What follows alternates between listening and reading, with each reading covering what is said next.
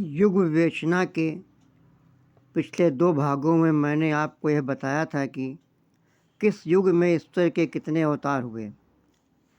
साथ में मैंने यह भी बताया था कि ईश्वर का अवतार किन स्थितियों में होता है।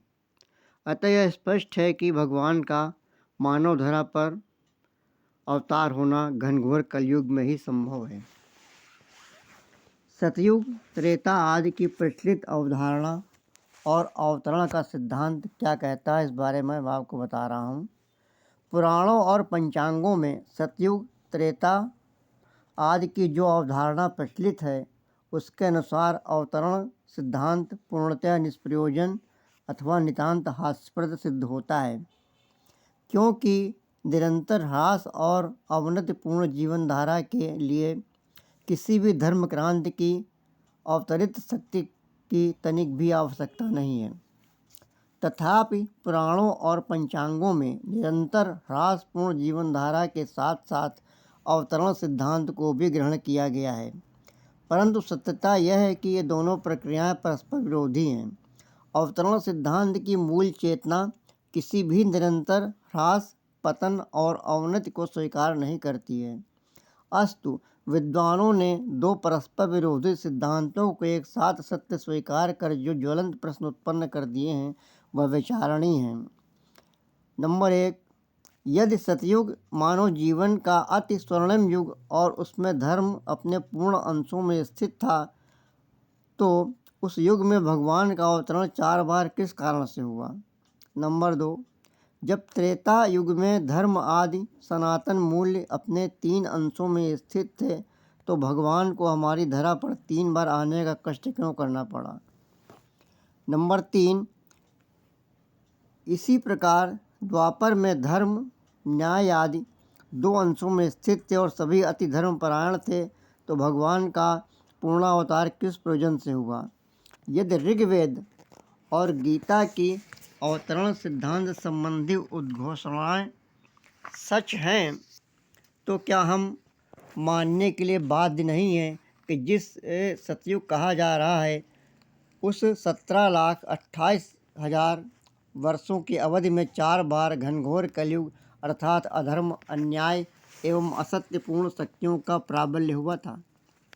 यदि हम संपूर्ण महाभारत का सम्यक अध्ययन और विश्लेषण करके देखें, तो क्या हम यह स्वीकार करने के लिए बाध्य नहीं हैं कि महाशक्ति का महाकाल कृष्ण के रूप में अवतरण घनघोर कलयुग में हो चुका था।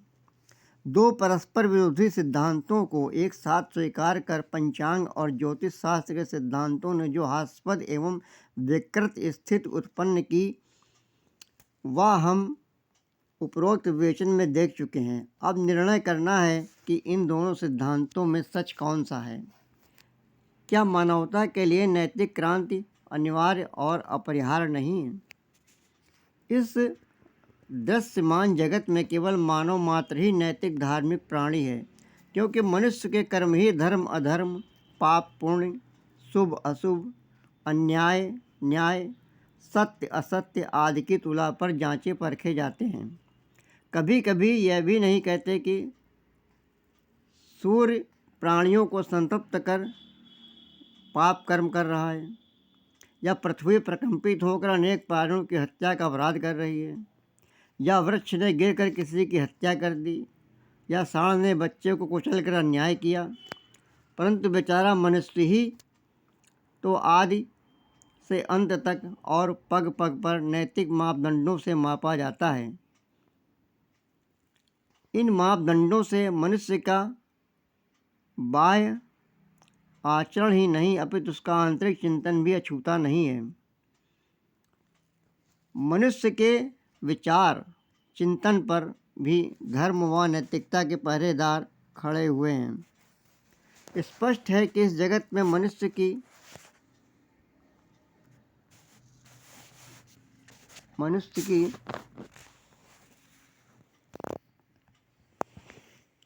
एक ऐसा प्राणी है जो स्व इच्छा से कर्म करने के लिए किस अंश तक स्वतंत्र है।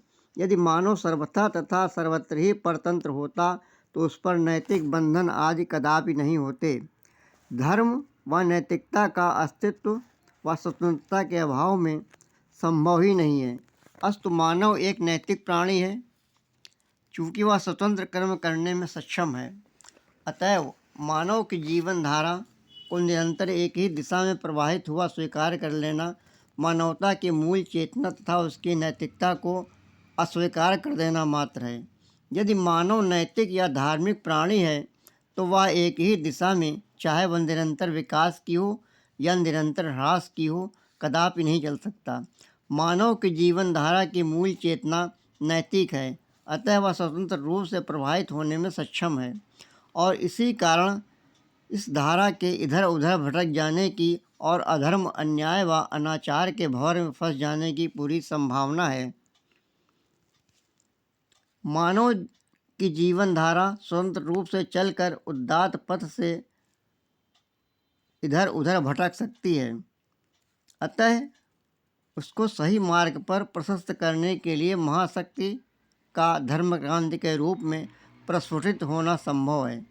अवतरण की आवश्यकता एक यंत्रवत जीवन गति के लिए अनावश्यक है। अस्तु अवतरण सिद्धांत मानवता के लिए अनिवार्य और अपरिहार्य है। अवतरण प्रक्रिया क्या है, इस प्रश्न का अगली पंक्तियों में उत्तर दिया गया है। पुराणों से पूर्व सतयुग, त्रेता आदि की अवधारणा क्या थी? पुराणों से पूर्व सतयुग, त्रेता, द्वापर व कलयुग की अवधारणा क्या थी? इस प्रश्न का उत्तर हमें पुराणों के रचयिता वेद व्यास जी के महाभारत में मिल जाता है। गंभीरता से विचारणीय है। इन युगों से संबंधित महामनीषी व्यास का मूल चिंतन इस प्रकार से था। महाभारत के 12वें पर्व शांति पर्व में राजधर्म अनुशासन पर्व, आपधर्म पर्व, मोक्ष धर्म पर्व का वर्णन श्लोक संख्या 339 से 14,732 तक किया गया है। उसमें कुछ श्लोक द्रष्टव्य हैं। कालो वा कारणम राज्ञो राजा वा काल कारणम इत्यते संशयो मा भृद राजा कालस्य कारणम। महाशांति पर्व का एक अगला श्लोक भी युगों के बारे में राजा से संबंधित है, उसका भी वर्णन देखिए। राजा कर्ते युगम भ्रष्टा त्रेतायाम द्वापरे च युगस्य च चतुर्थस्य राजा भवति कारणम। अर्थात काल राजा का कारण है अथवा राजा काल का, ऐसा संशय तुम्हें नहीं करना चाहिए, क्योंकि यह निश्चित है कि नियम है कि राजा ही काल का दृष्टा है। सत्यता यह है कि राजा ही सतयुग की सृष्टि करने वाला है और राजा ही त्रेता, द्वापर और कलयुग का सृष्टा तथा नियामक है। आगे इसी प्रकार कहा गया है, दंडनीयत्या यदा राजा सम्यक कात्रेन वर्तते तदा कृतं युगानां काजः श्रेष्ठ पूर्ववर्ते। भवेत् कृत्ययुगं धर्मो नाथ मा विद्यते क्वचित् सर्वेषामेव वर्णानां नाथधर्मे रमते मनः। महाशांति पर्व। जिस समय शासक राजधर्म का सम्यक पालन करते हुए शासन करता है, उस समय धरा पर सतयुग का उदय हो जाता है। राजा से प्रभावित हुआ काल ही सतयुग की सृष्टि कर देता है। उस सतयुग में धर्म का शासन रहता है, अधर्म कहीं नहीं दिखाई पड़ता। दंडनीयत्या यथा राजा त्रोणाम स नुनवति चतुर्थ मुत्सजम तथा त्रेता प्रवर्तति। महाशांति पर्व। जिस समय राजा राजधर्म का पालन 3 अंशों में करता है, तब पृथ्वी पर त्रेता युग प्रारंभ होता है। अर्ध त्यक्त्वा यदा राजा नित्यं नृत्ये ततस्तु द्वापर नाम स काल संप्रवृत्ते। महाशांति पर्व श्लोक संख्या 70। जब राजा दंडनीति अर्थात राजधर्म का 2 अंशों में ही अनुसरण करता है, तब द्वापर नामक युग का उदय होता है। दंडनीतिम परित्यज्य यदा कार्तनेस भूमियः प्रजा विलनत युगो प्रवस्ते तदा कलिः कला व धर्मो भूयष्टि धर्मो भवति ता क्वचित् सर्वें वर्णानां स्वधर्मस्ते नमनः। महाशांति पर्व। जब राजा राजधर्म का तनिक भी पालन नहीं करता और भ्रष्ट साधनों से प्रजा का शोषण करता है तब ही कलयुग का प्रारंभ हो जाता है। कलयुग में सब ओर अधर्म का प्राबल्य और शासन रहता है, किंतु धर्म ग्लानिग्रस्त रहता है। महामनीषी व्यास जी की उपरोक्त उद्घोषणाओं का निष्कर्ष। व्यास जी द्वारा उद्घोषित सतयुग त्रेता आदि का अवधारणा का खगोल या ज्योतिष शास्त्र से लेस मात्र भी संबंध नहीं दिखाई पड़ता।